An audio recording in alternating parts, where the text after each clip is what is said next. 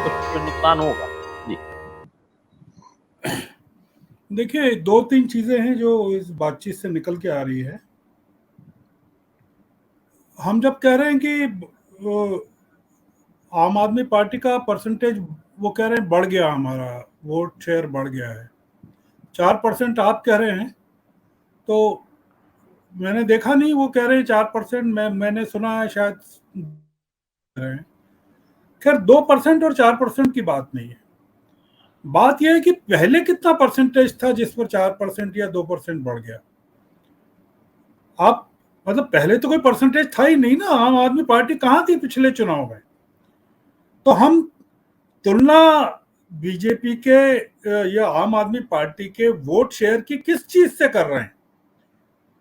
क्या हम इस चीज से कर रहे हैं कि उनका जो अभी जो सिविक बॉडीज के इलेक्शन में जो वोट मिला उनको, या सूरत में उनके 27%, 27 कारपोरेटर्स हैं, उससे तुलना कर रहे हैं कि 2% बढ़ गया या 4% बढ़ गया?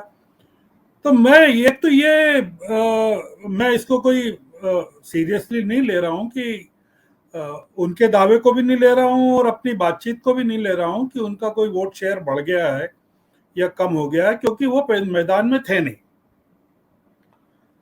दूसरी चीज एक नोटिस करने की जो बात है अमरीश जी, वो ये है कि पिछले चुनाव में, 2017 के चुनाव में, अगर आप सीटें देखें तो बीजेपी की जो सीटें थी वो 16 सीटें कम हो गई थी,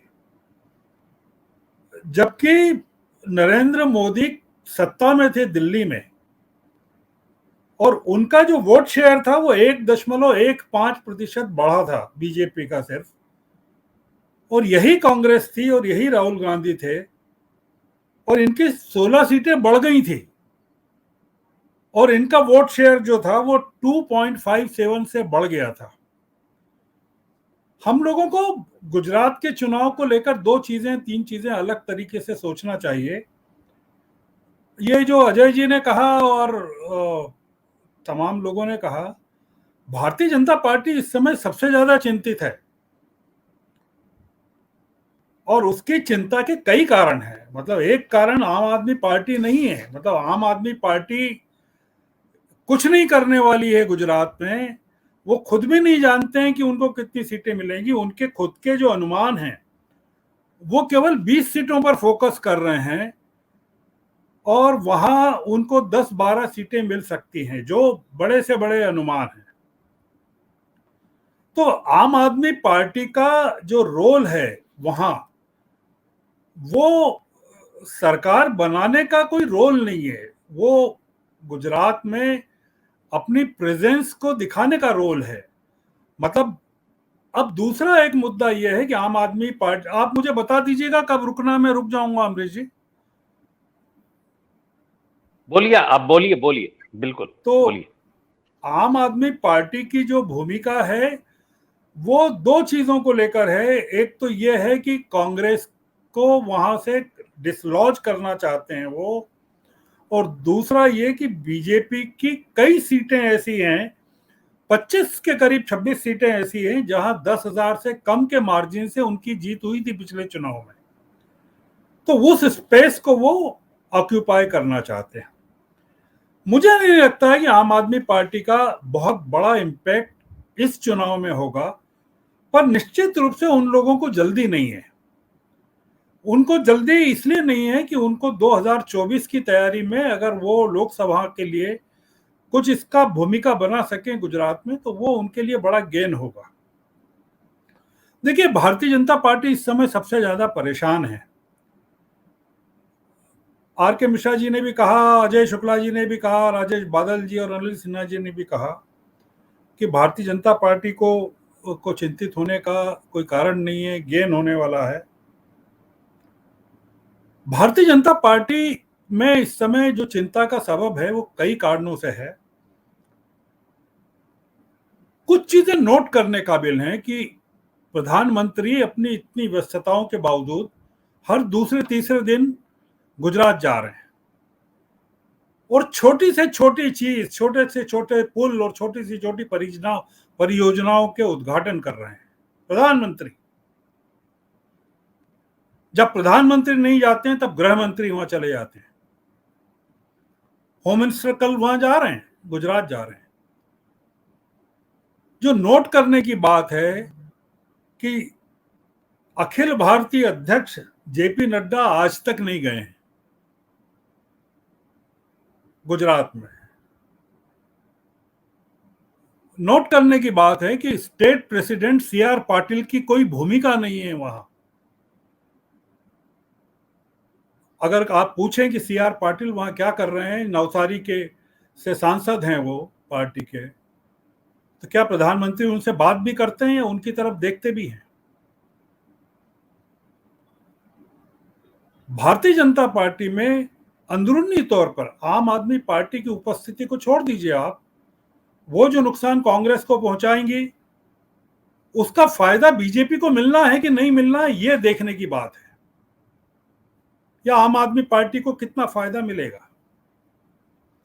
मैं आम आदमी पार्टी के फायदे की बात नहीं कर रहा हूं, मैं बीजेपी में जो डिमोरलाइजेशन इस समय है उसकी बात कर रहा हूं। और बीजेपी की सीटें अगर 2017 में 16 सीटें कम हुई थी प्रधानमंत्री होते हुए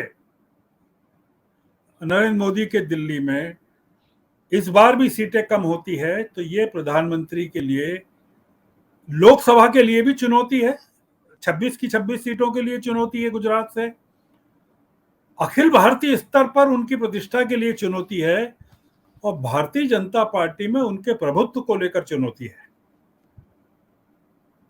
आप जरा गुजरात का नजरिया देखिए कि वहां स्टेट बीजेपी में असंतोष है।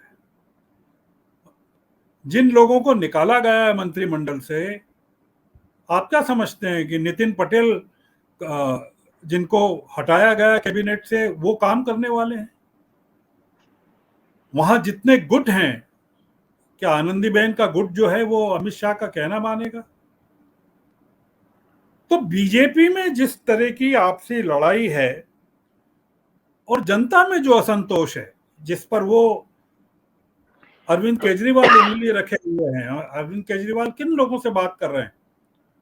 वो टीचर्स से बात कर रहे हैं वहां, और उनसे कह रहे हैं कि आप जरा फोन करके पता करिए कि दिल्ली में टीचर्स की क्या स्थिति है, हम लोग सत्ता में आ गए तो आपकी तनख्वाहें कितनी कर देंगे।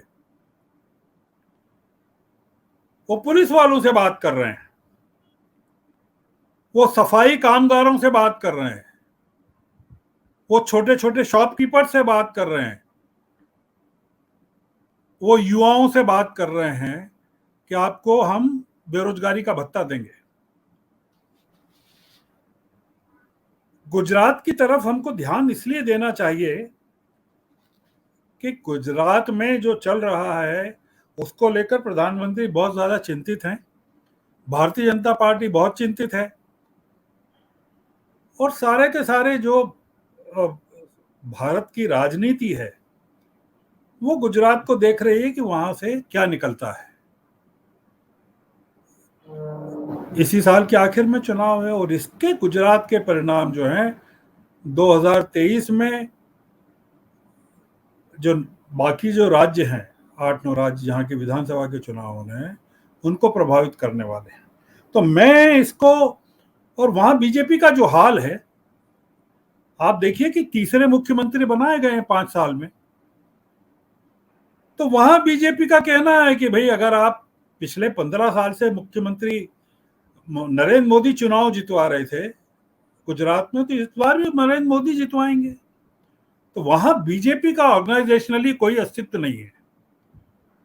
अगर गुजरात में चुनाव जितवाना है तो नरेंद्र मोदी को जितवाना पड़ेगा, और नरेंद्र मोदी के लिए यह बहुत बड़ी, और अमित शाह के लिए बहुत बड़ी चुनौती है गुजरात में।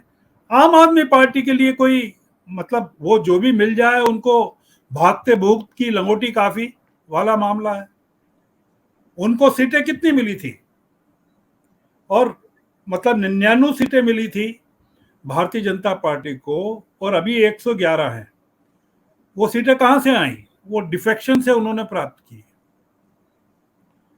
तो भारतीय जनता पार्टी की सरकार बन जाएगी, वो माहिर हैं नरेंद्र मोदी सरकार बनाने में, पर भारतीय जनता पार्टी को जो डेंट पहुंच रहा है इस चुनाव में, नरेंद्र मोदी की प्रतिष्ठा को पहुंच रहा है, उनके नेतृत्व को पहुंच रहा है, अमित शाह की स्ट्रेटेजी को जो पहुंच रहा है,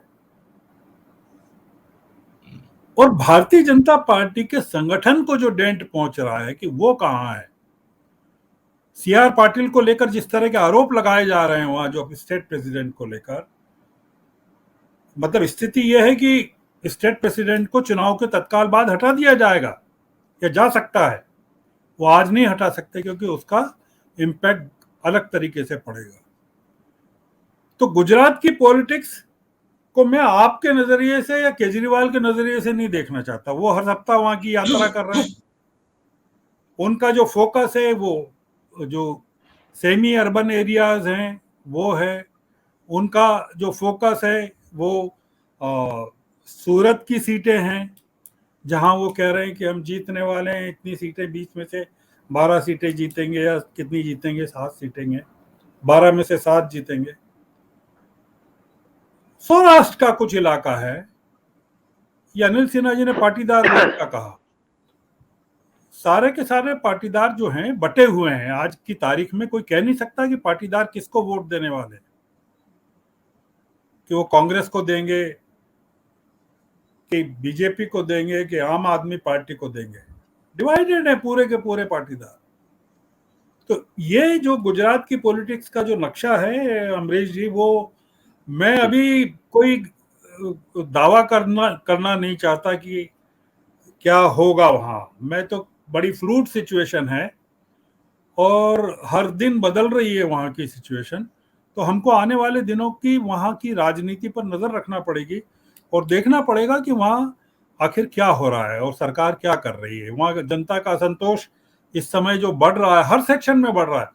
वहां पुलिस वाले जिस तरह से असंतोष व्यक्त कर रहे हैं, उनका नेतृत्व एक लड़की कर रही है, महिला कर रही है, मकवाना, ज्योति मकवाना कर रही है।